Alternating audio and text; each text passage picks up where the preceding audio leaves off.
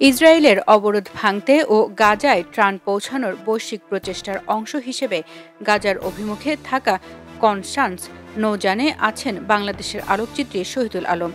ফিলিস্তিনের গাজায় আজ রবিবার পৌঁছানোর কথা থাকলেও আরও দেরি হবে বলে আগেই জানিয়েছিলেন শহীদুল আলম। তাই সাধারণ মানুষ প্রশ্ন করছেন, তিনি এই মুহূর্তে ঠিক কোথায় আছেন, গাজায় পৌঁছাতে আর কত সময়ই বা লাগবে।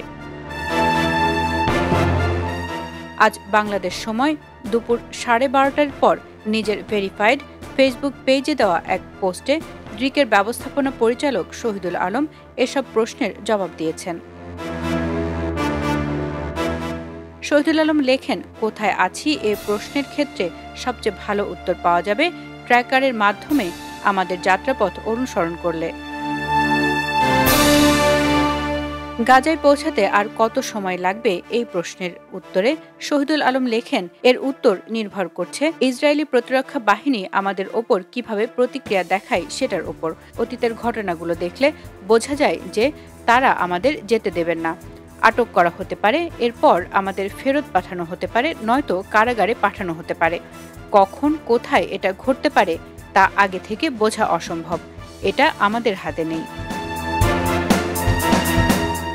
এক্ষেত্রে আমাদের সহায়তা প্রয়োজন উল্লেখ করে শহীদুল আলম পোস্টে আরও লেখেন, যদি আপনারা এমন পদক্ষেপ নিতে পারেন যা আমাদের গাজায় পৌঁছানোর জন্য চাপ তৈরি করে, তবে সেটা হবে সর্বোত্তম ফলাফল। একমাত্র উপায় হল ইসরায়েলের ওপর সাধারণ মানুষের পর্যাপ্ত চাপ প্রয়োগ। কাজেই এবার আপনাদের সুযোগ, পদক্ষেপ নিন, এখন প্রতিরোধ করুন। এটা অধিকার আর ন্যায় বিচারের জন্য একটি প্রচার। আমাদের একসঙ্গে এটা করতে হবে। বাংলাদেশের অন্তর্বর্তী সরকারের প্রধান উপদেষ্টা অধ্যাপক ডক্টর মোহাম্মদ ইউনূসের কাছ থেকে আজ সকালে শুভেচ্ছা বার্তা পাওয়ার কথাও ফেসবুক পোস্টে উল্লেখ করেন শহীদুল আলম। কনসান্স হল আন্তর্জাতিক উদ্যোগ ফ্রিডম ফ্লোটিলা কোয়ালিশনস এফএফসি এবং থাউজেন্ড ম্যাডলিস টু গাজা টিএমটিজি নৌবহরের একটি জাহাজ। এফএফসি হল ইসরায়েলের অবরোধ ভাঙতে ও গাজায় ত্রাণ পৌঁছানোর বৈশ্বিক প্রচেষ্টা গ্লোবাল সুমুদ ফ্লোটিলার যৌথ আয়োজক জোটগুলোর একটি, তবে তাদের বহরে কোনো খাদ্য সহায়তা নেই।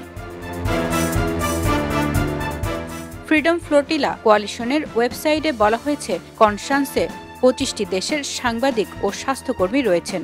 মিশনটি গত বুধবার শুরু হয়েছে এবং এটি আন্তর্জাতিক সাংবাদিক ও চিকিৎসকবাহী জাহাজ হিসেবে গাজা অভিমুখে রওনা হয়েছে।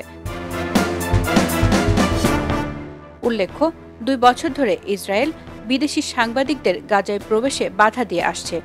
এই সময়ে ফিলিস্তিনি সাংবাদিকদের ওপর হামলার খবরও পাওয়া গেছে। 2023 সালের অক্টোবর থেকে 270 জনের বেশি সাংবাদিক নিহত, অনেকে আটক ও কারাগারে রয়েছেন। ফারহানা তাহের তিথি, খবরের কাগজ।